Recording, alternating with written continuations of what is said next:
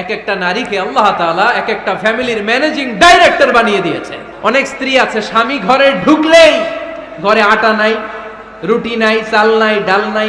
অনেক বোনেরা আছে বাইরে যাওয়ার সময় পার্লারিং করে মেকআপ করে সুন্দর জামা কাপড় পরে বাইরে যায়, আর স্বামীর সামনে আসলে বুয়ার মতো থাকে। ড্রাইভারের সাথে কথা বলার সময় মিষ্টি হাসি দিয়ে কথা বলে। বাজারে শপিং করতে গেলে আসসালামু আলাইকুম ভাই কেমন আছেন, কি সুন্দর আসসালামু আলাইকুম।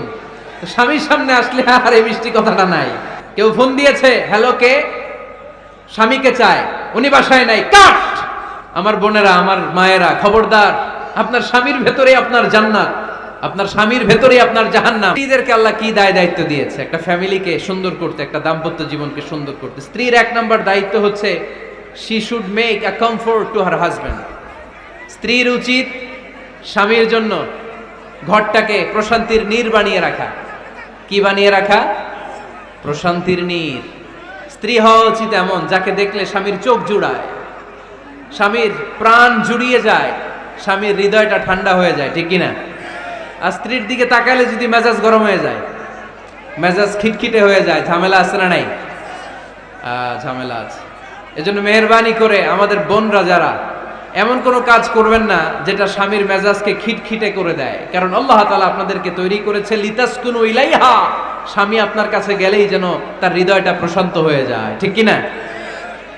অনেক স্ত্রী আছে না জেনে না বুঝে স্বামীর সাথে এমন খিটখিটে মেজাজ দেখায় যেটা স্বামীর জন্য মেনে নেওয়া কষ্টকর। স্বামীর জন্য একটা ত্রাস হয়ে দাঁড়ায় স্ত্রী, ত্রাস। অনেক স্বামী আছে স্ত্রীর এরকম আচরণের কারণে, অতিরিক্ত প্রেসার ক্রিয়েট করার কারণে স্ত্রীদেরকে ভয় পায়। এজন্য বোনদেরকে বলবো লিতাসকুনু ইলাইহা, এমন ভাবে আপনি আপনার স্বামীর সামনে নিজেকে প্রেজেন্ট করেন যাকে আপনাকে দেখলে আপনার স্বামীর চোখ জুড়িয়ে যায়, হৃদয়টা প্রশান্ত হয়ে যায়, আপনাকে দেখলেই আপনাকে ভালোবাসতে মনে চায়, ঠিক কিনা? এজন্য রব্বুল আলামিন বলেন আমি নারীদেরকে তৈরি করেছি লিতাসকুনু ইলাইহা, যেন পুরুষেরা স্ত্রীদের সংস্পর্শ যখন পায় পুরুষদের হৃদয়টারে প্রশান্ত করে দেয়। কে? রব্বুল আলামিন বলেছেন খাদিজার জন্য জান্নাতে আমি এমন একটা ঘর বানিয়েছি যেই ঘরের মধ্যে কোনো বিশৃঙ্খলা নাই। খাদিজার জন্য জান্নাতে এমন একটা প্রাসাদ আমি বানিয়েছি যেই প্রাসাদের মধ্যে কোনো আওয়াজ নাই, কোনো কোলাহল নাই, কোনো বিশৃঙ্খলা নাই।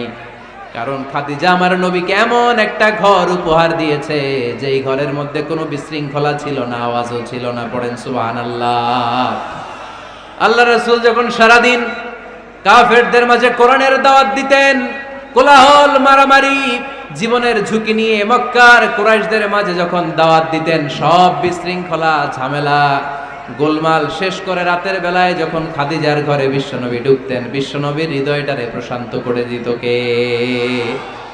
আম্মাজান খাদিজা বিশ্বনবী সাল্লাল্লাহু আলাইহি ওয়াসাল্লামের জন্য এমন ঘর উপহার দিয়েছেন যেই ঘরে বিশ্বনবী আসলে বিশ্বনবীর হৃদয়টা ঠান্ডা হয়ে যেত। সুবহানাল্লাহ পড়েন। অনেক স্ত্রী আছে স্বামী ঘরে ঢুকলেই ঘরে আটা নাই, রুটি নাই, চাল নাই, ডাল নাই, এটা লাগবে ওইটা লাগবে, ওখানে যেতে হবে, একটার পর একটা ফিরিস্তি বলে বেড়ায়, আছে না নাই? না, এটা করবেন না। আপনার কি লাগবে এই সব দায়িত্ব আল্লাহ তাআলা স্বামীকে দিয়েছে, স্বামীকে জানাবেন। তবে ধীরে সুস্থে, ধীরে সুস্থে স্বামীর জন্য ঘরটাকে এমন করে রাখতে হবে যেন ঘরে ঢুকলেই স্বামীর হৃদয়টারে প্রশান্ত করে দেয় কে? এজন্য স্ত্রীর প্রথম দায়িত্ব ঘরটারে প্রশান্তির নীড় বানানো। একটা সুখী দাম্পত্য জীবনের জন্য স্ত্রীর 2 নাম্বার দায়িত্ব হচ্ছে স্বামীকে ইন্সপায়ার করা, স্বামীকে সাহস জোগানো, পিছন থেকে ড্রাইভিং পুশের মতো কাজ করা। কারণ স্বামীকে যখন স্ত্রী সাহস যোগায়, স্বামীর সাহস বেড়ে যায়, ঠিক কিনা? আল্লাহর হাবিব সাল্লাল্লাহু আলাইহি ওয়াসাল্লামের কাছে কোরআনের আয়াত নাযিল হলো, ইকরা বিসমি রাব্বিকাল্লাযী খালাক, খালাকাল ইনসানা মিন আলাক, ইকরা ওয়া রাব্বুকাল আকরাম, আল্লাযী আল্লামা বিল কলম, আল্লামাল ইনসানা মা লাম ইয়ালাম। পড়েন আল্লাহু আকবার। সূরাতুল আলাকের 5 আয়াত হেরা গুহায় যখন নাজিল হয়ে গেল, বিশ্বনবী সাইয়েদনা জিবরাইলকে নিজ আকৃতিতে দেখলেন, পা থেকে মাথা পর্যন্ত দেখে বিশ্বনবী ভয় পেয়ে গেলেন। বিশ্বনবী সাল্লাল্লাহু আলাইহি ওয়াসাল্লামের হৃদয় কাঁপতে আরম্ভ করলো। কোরআনের ৫ আয়াত নিয়ে হেরা গুহা থেকে বিশ্বনবী আম্মাজান খাদিজাতুল কুবরা রাদিয়াল্লাহু তাআলা আনহার কাছে চলে আসলেন। এসে ডেকে বললেন, খাদিজা জাম্মিলুনি জাম্মিলুনি, কম্বল দিয়ে তুমি আমারে চাপা দাও, আমার ভয় লাগছে, মনে হয় আমি বাঁচব না। আম্মাজান খাদিজা বললেন, কি হয়েছে আপনার? বিশ্বনবী বললেন, বিশাল বড় একটা লোক কোরআনের ৫ আয়াত নিয়ে এসেছে। ওই লোকের পা হেরা গুহার মধ্যে, মাথাটা আকাশের উপরে, এত বিশাল সত্তা, বিশাল কোন মানুষ জীবনে আমি দেখি নাই। এসে সে পরিচয় দিয়েছে সে নাকি জিব্রাইল ফেরেশতা। বিশ্বনবী বললেন, মনে হয় আমি বাঁচব না, আমার জ্বর চলে এসেছে, আমার হৃদয়ের মধ্যে কাঁপুনি শুরু হয়েছে, তুমি আমারে কম্বল দিয়ে চাপা দাও। আম্মাজান খাদিজা বললেন, ও নবী, ভয় পাবেন না, আমার আল্লাহ কোনোদিন আপনারে অপমান করবেন না। সুবহানাল্লাহ পড়েন। ওয়াল্লাহি ওয়াল্লাহি লা ইউখজিকা আল্লাহু আবাদা। নবী গো, আল্লাহ আপনার অপমান করবেন না, কারণ আপনার মধ্যে এমন এমন ভালো ভালো গুণ আছে, এই গুণাবলীগুলি যে মানুষের মধ্যে থাকে তাকে আমার রব কোনোদিন অপমান করতে পারে না। চিল্লায় বলেন ঠিক কি না? নবী হে, ইন্নাকা লা তাসিলুর রাহিমা, আপনি আত্মীয়তার সম্পর্ক বজায় রাখেন। ও নবী, তাসদুকুল হাদিসা, সব সময় আপনি সত্য কথা বলেন। ওয়া তাহমিলুল কাল্লা, আপনি মানুষের বোঝা টেনে দেন। ওয়া তাকসিবুল মা'দুমা, যার উপার্জন করার কেউ নাই, নিজে গায়ে খেটে আপনি তারে উপার্জন করে দেন। ওয়া তুঈনু আলা নাওয়াইবিল হক, সত্য যেখানে বিপন্ন সেখানে আপনি সাহসী সৈনিকের মতো দাঁড়িয়ে যান। সুবহানাল্লাহ। নবী হে, আপনি ভয় পাবেন না, কারণ আপনি এমন অসাধারণ ব্যক্তিত্ব, এমন জনকল্যাণমূলক কাজের আঞ্জাম আপনি দেন, এরকম লোককে আল্লাহ কখনো অপমান করতে পারে? আপনি চালিয়ে যান, আপনাকে থামানোর মতো অপশক্তি গোটা বিশ্বে দ্বিতীয়টা নাই। চিল্লায় বলেন ঠিক কি না? বিশ্বনবীকে সাহস জুগিয়েছেন, এরকম সাহস জোগানোর মতো স্ত্রী আমাদের দরকার আছে না নাই?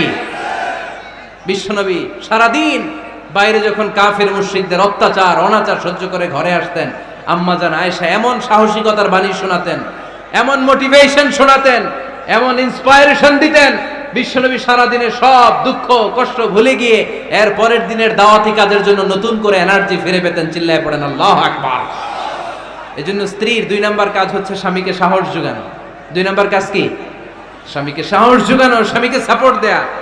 স্ত্রীর ৩ নাম্বার কাজ হচ্ছে স্বামীর ডাকে সাড়া দেয়া। কে দেয়া? স্বামী যদি স্ত্রীর সঙ্গ পেতে চায়, স্ত্রীর ওই ডাকে সাড়া দিতে হবে। রাতের বেলা স্বামী যদি স্ত্রীর সঙ্গ চায়, আর স্ত্রী যদি সঙ্গ না দিয়ে চলে যায়, ফজর পর্যন্ত স্ত্রীর উপর আল্লাহর ফেরেশতারা লানত দিতে থাকে। চিল্লায় পড়েন নাউযু বিল্লাহ। তবে হ্যাঁ, ভ্যালিড যদি কোনো কজ থাকে, ভ্যালিড কজ, অসুস্থতা, অন্যান্য কমপ্লেক্সিটি যদি থাকে সেটা ভিন্ন ব্যাপার। কিন্তু ইগোর কারণে, ইগো, মেজাজ দেখিয়ে, রাগ দেখিয়ে কোনো বোন যদি স্বামীর আহ্বানে সাড়া না দিয়ে মুখ ফিরিয়ে চলে যায়, ফজর পর্যন্ত আল্লাহর ফেরেশতারা ওই মহিলার উপর লানত দিতে থাকে। আওয়াজ করে পড়তে হবে নাউযু বিল্লাহ। আবার বিশ্বনবী বলেছেন, খবরদার, রমজান ছাড়া কোন নফল রোজা কোন স্ত্রী যদি রাখতে চায়, নফল রোজা রাখার আগে স্বামীর কাছ থেকে যেন সে অনুমতি নিয়ে নেয়। নফল রোজা, আওয়াজ করে বলেন কি রোজা? ফরজ রোজা না। দিনের বেলা যেহেতু রোজা রাখতে হয়, কোন নারী, কোন যুবতী নারী, বয়স্ক নারীদের কথা ভিন্ন, কোন যুবতী নারী যদি নফল রোজা রাখতে চায়, সে তার স্বামীর পারমিশন নেবে। কারণ হয়তো স্বামী দিনের বেলা স্ত্রীর সঙ্গ চেতে পারে, ঠিক কিনা? এজন্য স্বামীর কাছ থেকে পারমিশনের দরকার আছে না নেই? দাম্পত্য জীবনকে সুখময় করতে হলে একজন স্ত্রীর ৪ নম্বর দায়িত্ব হচ্ছে নিজের সতীত্বের হেফাজত করা। ৫ নম্বর দায়িত্ব হচ্ছে স্বামীর সম্পদের হেফাজত করা। সাইয়েদনা আবু সুফিয়ান রাদিয়াল্লাহু তাআলা আনহু ছিলেন খুব কৃপণ মানুষ, বিষ্ণু ঈসা ইসলামের শ্বশুর। সেই বুখারীতে এসেছে, ওনার স্ত্রী এসে আল্লাহ রাসূল সাল্লাল্লাহু আলাইহি ওয়াসাল্লামের কাছে বলেন, ইয়া রাসূলুল্লাহ, ইন্না আবা সুফিয়ান রাজুলুন শাহী। হে আল্লাহর রাসূল, আবু সুফিয়ান খুব কৃপণ মানুষ, আমার আর আমার সন্তানদের খরচের জন্য যে টাকা পয়সা লাগে আমার স্বামী দেয় না। এখন আমার স্বামীর অনুমতি ছাড়া সিন্দুক থেকে টাকা নেয় আমার জন্য জায়েজ কিনা? আল্লাহর হাবিব বললেন, হ্যাঁ, স্বামী যদি কৃপণ হয় তাহলে ফ্যামিলির খরচের জন্য যতটুকু দরকার অতটুকু নিতে পারবা, ওইটারে ক্ষমা করে দিবে কে? আমাদের অনেকের মধ্যে অনেক কৃপণ লোক আছে না নাই? এই কৃপণ লোক যদি থাকে, আপনার অনুমতি ছাড়াও ভাবি আপনার পকেট থেকে টাকা নিতে পারবে। কৃপণ যারা তাদের পারমিশন ছাড়া পকেট থেকে আলমারি থেকে টাকা নিয়ে যতটুকু দরকার ফ্যামিলির ততটুকু খরচ করা যাবে, অতিরিক্ত খরচ করা যাবে না। 6 নাম্বার দায়িত্ব হচ্ছে ছেলে মেয়েদেরকে দেখাশোনা করা, ছেলে মেয়েদেরকে বুকের দুধ খাওয়ানো। অনেক মা আছে ছেলে মেয়েদেরকে বুকের দুধ খাওয়াতে চায় না, আছে না নাই? হ্যাঁ, ডানু খাওয়ায়, ডানু। আর কি খাওয়ায়? হ্যাঁ, মিল্ক ভিটা, আর নিডো, নেসলে, সেরেলাক, আর হ্যাঁ বায়োমিল্ক। মাশাআল্লাহ, অনেক নাম জানেন তো আপনারা। মেডিকেয়ার। তো এই বুকের দুধ খাওয়াতে চায় না অনেক মায়েরা। আপনার বুকের দুধের মধ্যে বাচ্চাদের জন্য আল্লাহ রাব্বুল আলামিন ন্যাচারাল ভ্যাকসিন দিয়ে দিয়েছেন। চিল্লায় পড়েন সুবহানাল্লাহ। ন্যাচারাল, প্রাকৃতিক টিকা। বাচ্চার জীবনের প্রথম টিকাটা, সন্তানের জীবনের নবজাতক শিশুর প্রথম টিকাটা আল্লাহ তাআলা মায়ের বুকের শাল দুধের ভেতরে দিয়ে দিয়েছেন। সুবহানাল্লাহ পড়ে। টিকাগুলো তো বাজার থেকে কিনতে হয়, প্রথম টিকাটা আল্লাহ ফ্রি দিয়ে দিয়েছে। সুবহানাল্লাহ পড়বেন না?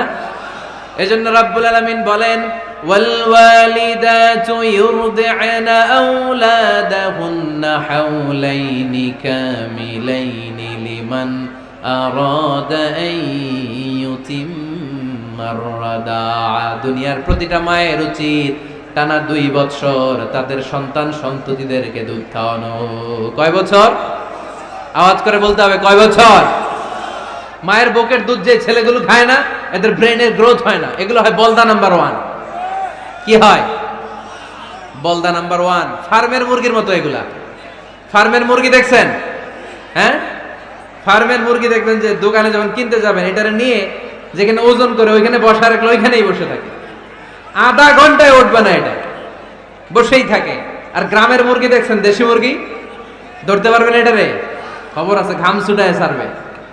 তো মায়ের বুকের দুধ যেগুলা খায় এগুলো দেশি মুরগির মতো, আর এই নিডু খায় যেগুলো, এগুলো 1 নাম্বার বলদা হয়, আর ফার্মের মুরগির মতো হয়। ঠিক কিনা?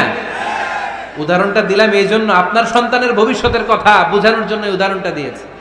বুকের দুধ খাওয়াবেন, এর মধ্যে আল্লাহ তাআলা এমন নিউট্রিশন, পুষ্টি গুণ দিয়ে মায়ের বুকের দুধকে আল্লাহ তাআলা সমৃদ্ধ করেছে।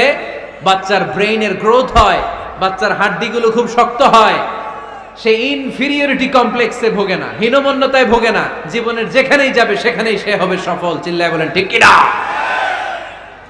অনেক মা আছে বুকের দুধ খাওয়াতে চায় না, ডানু খাওয়ায়, নিডু খাওয়ায়, আবার নিজেদের কাজের জন্য ব্যস্ত, ছেলে মেয়েদেরকে সময় দেয় না। আছে না নাই? নারীরা চাকরি করতে পারবে, হেজাব করে নিজেকে পর্দার মধ্যে রেখে শিক্ষকতা করতে পারবে, ডাক্তারি করতে পারবে, সব পেশায় তারা যেতে পারবে, নিজেদেরকে পর্দার মধ্যে রেখে হেজাব পরে সব জায়গায় যেতে পারবে। কিন্তু সন্তানদেরকেও দেখাশোনার দরকার আছে না নাই? অনেক মায়েরা নিজেরা থাকে চাকরিতে আর ছেলে মেয়েদেরকে দিয়ে রাখে কাজের মেয়ের কাছে। আছে না নাই? মনে রাখবেন, আপনি যদি অফিসে চাকরিতে ব্যস্ত থাকেন আর ছেলে মেয়ে যদি কাজের মেয়ের কাছে মানুষ হয়, তাহলে ছেলে মেয়ে আপনার আচরণ পাবে না, সে কাজের মেয়ের বুয়ার আচরণ পেয়ে পেয়ে বড় হবে। চিল্লায় বলেন ঠিক কিনা? এক একটা নারীকে আল্লাহ তাআলা এক একটা ফ্যামিলির ম্যানেজিং ডাইরেক্টর বানিয়ে দিয়েছে। A woman is an MD of a family. একজন নারী একটা ফ্যামিলির ম্যানেজিং ডাইরেক্টর। এখানে অনেক কাজ আছে মিয়া। এখানে তার ফুড ম্যানেজমেন্ট এনশিওর করতে হয়, এখানে অনেক ডিপ্লোমেসি জানা লাগে। একজন নারীকে ফ্যামিলিতে টিকে থাকতে হলে কূটনীতি লাগে, শাশুড়ির সাথে বউয়ের ঝগড়া আছে না নাই, এটা ম্যানেজ করতে হয়। একান্নবর্তী ফ্যামিলি হলে স্বামীর ভাই বোন এদের মন মানিয়ে চলতে হয়, পুরো ঘরটাকে হ্যান্ডেল করতে হয়। এখানে আছে ফুড ম্যানেজমেন্ট, এখানে আছে ক্লিনিং ম্যানেজমেন্ট, এখানে আছে ডিপ্লোমাসি। পুরো ঘরের মধ্যে তো বিশাল একটা অফিস। এই কাজ ফেলে দিয়ে মহিলারা বাইরে ঘুরে বেড়ায় না। ফ্যামিলি সামলান। আপনি যদি ঘরমুখ হন তাহলে আপনার ফ্যামিলির মধ্যে বরকত দিয়ে এটাকে সমৃদ্ধ করে দিবে কে? তাহলে সুখী দাম্পত্য জীবনের 6 নম্বর ফর্মুলা হচ্ছে ছেলে মেয়েদেরকে সময় দেয়া। ছেলে মেয়েদেরকে সময় দেন। Spending money, spending time is more important than spending money for children. ছেলে মেয়েদের জন্য টাকা ব্যয় করার চেয়ে ছেলে মেয়েদের সাথে সময় ব্যয় করা বেশি গুরুত্বপূর্ণ। ঠিক কিনা? এমন অনেক ফ্যামিলি আছে আমি দেখেছি যে বাবাও চাকরিজীবী, মাও চাকরিজীবী। আছে না নাই? হয় ডে কেয়ারে না কাজের বুয়ার কাছে মানুষ হইতেছে। বাবা মারা যখন সকালে অফিসের জন্য বের হয় তখনও ছেলে মেয়ে ঘুমায়, আবার রাতে যখন মিটিং সিটিং সব শেষ করে ঘরে আসে তখনও ছেলে মেয়েগুলো ঘুমায়। শুক্রবার ছাড়া বাবা মার ছেলে মেয়েদের দেখা নাই। এরকম ফ্যামিলি আছে না নাই? ঢাকাতে পারিবারিক এই ক্রাইসিস, এই সংকটগুলো আমরা প্রায়ই শুনি। আল্লাহ তুমি আমাদের ফ্যামিলিগুলোর বরকতময় করো, আমাদের ফ্যামিলিতে যেন আমরা জান্নাতি ইমেজ উপভোগ করতে পারি, তুমি তৌফিক দান করো। আওয়াজ করে পড়বো আমিন। 7 নাম্বার দায়িত্ব, বিশ্বনবী বলেছেন খবরদার, স্বামী পছন্দ করে না এমন কোন লোককে স্ত্রী যেন ঘরে অ্যালাউ না করে।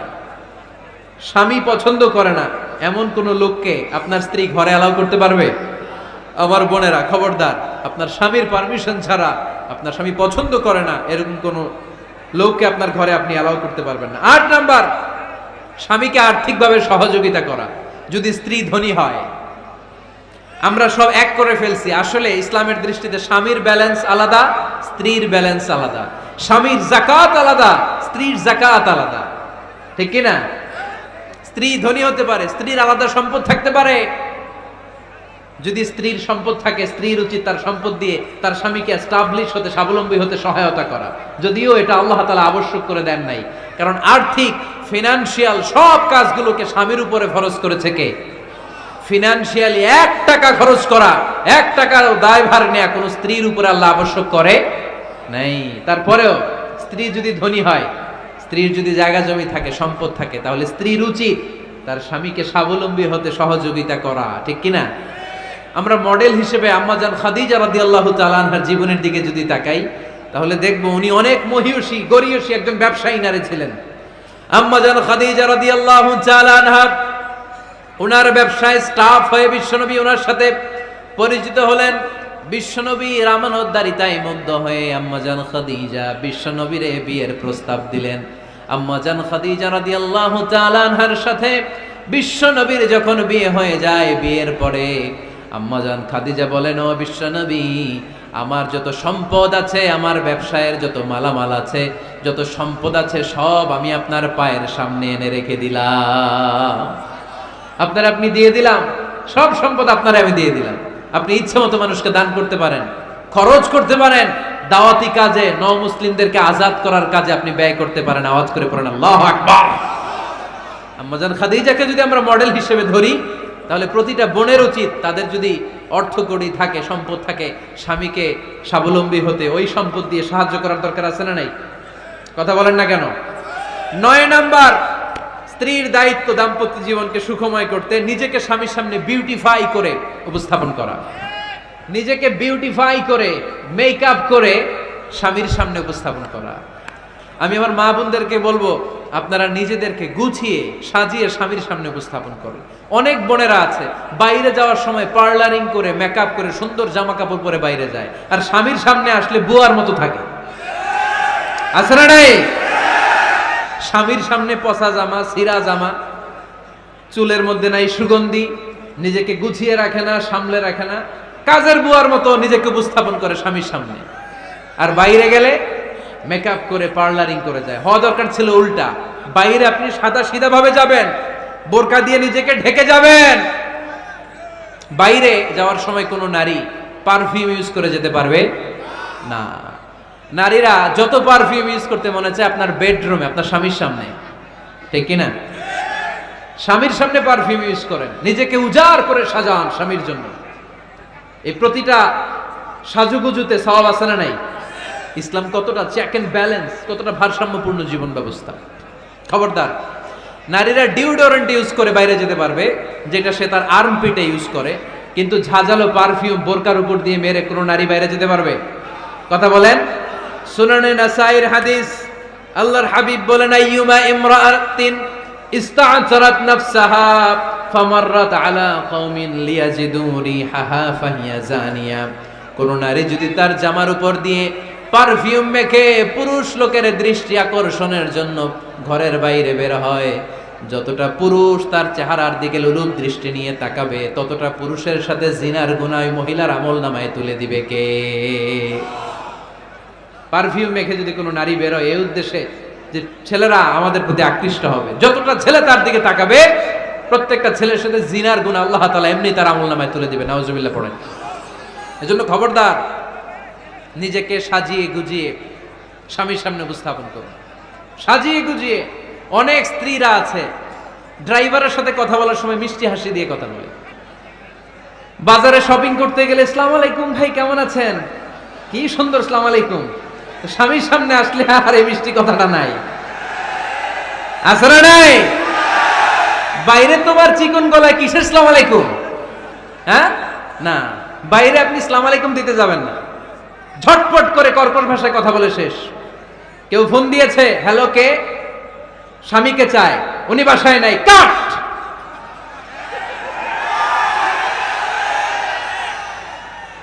কারে চান? আপনার হাজবেন্ডের, নাই, কাট, শেষ করে দিবেন।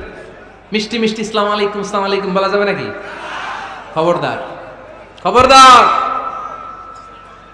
বাজার করতে গেলে কি মিষ্টি হাসি, দোকানে গেলে কি মিষ্টি আলাপ, ড্রাইভারের সাথে কি সুন্দর কথা, সিএনজি ওয়ালার সাথে কি সুন্দর আলাপ, আর ঘরে আসলে এই চেহারাটারে এরকম করে রাখে, আছে না নাই?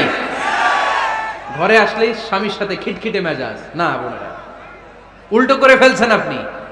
বরং স্বামী ছাড়া অন্যদের সাথে কথা শর্টকাটে সারবেন, যাতে কোনো ফিতনা চলে না আসে। চিল্লায় বলেন ঠিক কিনা? আর নিজেকে স্বামীর জন্য উজাড় করে সাজান, পার্লারিং করেন, বিউটিফিকেশন করেন, মেকআপ করেন, বেডরুমে পারফিউম মাখেন, নিজেকে উজাড় করে স্বামীর জন্য সাজান। সওয়াব দিয়ে আপনার আমল নামাটারে পূর্ণ করে দিবে কে? বিশ্বনবী যখন সফরে যেতেন, সফর থেকে ফিরে আসার সময় ডিরেক্টলি স্ত্রীর ঘরে যেতেন না। বিশ্বনবী একজনকে ঘরে পাঠিয়ে দিতেন, মদিনার উপকণ্ঠে কিছু সময় অপেক্ষা করতেন, আর বলতেন আজকে আমি আয়েশার ঘরে যাব, আয়েশারে যে বলো আমি এসেছি, কয়েক ঘন্টা পরে আয়েশার ঘরে আমি ঢুকবো। সুবহানাল্লাহ পড়েন। স্ত্রীকে সময় দিতেন, কারণ স্ত্রী হয়তো কাজ করে, ঘর গুছায়, ঘেমে থাকতে পারে, তাকে নিজেকে গুছানোর জন্য সময়ের দরকার আছে না নাই? লম্বা সফর শেষ করে, সেই বুখারীর হাদিস, বিশ্বনবী যখন সফর শেষ করে মদিনায় ফিরতেন, ডিরেক্টলি স্ত্রীর কাছে যেতেন না, মদিনার উপকণ্ঠে ওয়েট করতেন এবং বার্তাবাহককে পাঠাতেন, যে বলো যে আজকে আমি সফিয়ার ঘরে থাকবো। সফিয়াকে সময় দিতেন 2-1 ঘন্টা, যাতে নিজেকে সাজিয়ে নিতে পারে। সুবহানাল্লাহ পড়ো। আমার বোনেরা, আমার মায়েরা, খবরদার, আপনার স্বামীর ভেতরে আপনার জান্নাত, আপনার স্বামীর ভেতরে আপনার জাহান্নাম। আপনার স্বামীর মনকে খুশি রাখতে পারলে জান্নাতের দরজাগুলো আপনার জন্য খুলে দিবে কে? ক্যাপাসিটির বাইরে কিছু চাবেন না। এই 10টা স্ত্রীদের দায়িত্ব। এই 10টা পয়েন্ট যদি কোনো স্ত্রী স্বামীর জন্য এইভাবে স্যাক্রিফাইস করে করে এইভাবে আঞ্জাম দিতে পারে, এই স্ত্রীদের জন্য জান্নাতের দরজাকে খোলা রেখেছে কে? আওয়াজ করে বলতে হবে, খোলা রেখে দিয়েছেন কে?